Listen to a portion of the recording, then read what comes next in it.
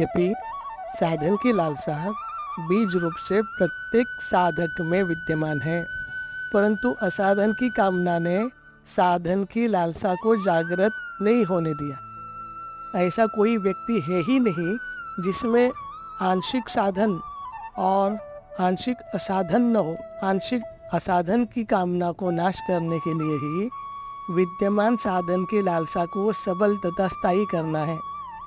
यह तभी संभव होगा जब साधक अपने में विद्यमान आंशिक साधन को सर्वांश में अपना ले।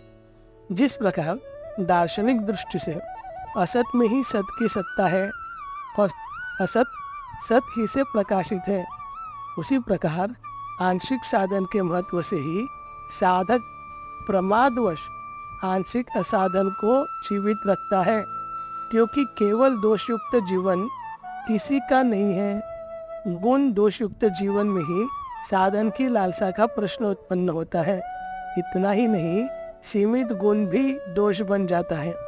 किसी भी एक साधन के विभु हो जाने पर असाधन जनित सभी कामनाएं अपने आप मिट जाती है, जिसके मिटते ही साधन की लालसा सबल तथा स्थायी हो जाती है और फिर साधक साधन होकर साधन तत्व से अभिन्न हो जाता है।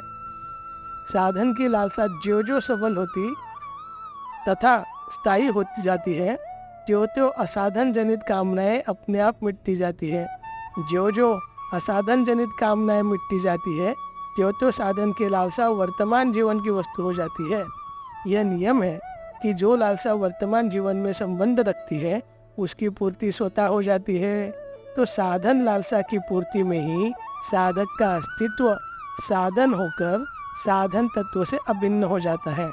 प्राकृतिक नियम के अनुसार वास्तव में साधन ही साधक का अस्तित्व है, परंतु जब तक साधक के जीवन में आंशिक असाधन रहता है तब तक उसे अपने और अपने साधन में किसी न किसी प्रकार का भेद प्रतीत होता है।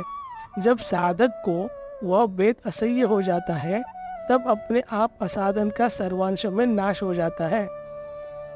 साधन साधन तत्व के समान ही नित्य है। इस प्रकार प्रत्येक साधक को साधन होना अनिवार्य है।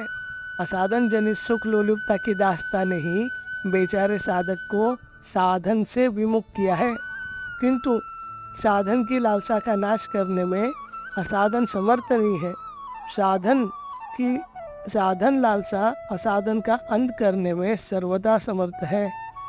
इस रहस्य को जान लेने पर साधक बड़ी ही सुगमता पूर्वक विद्यमान साधन लालसा को जागृत करने में सफल होता है।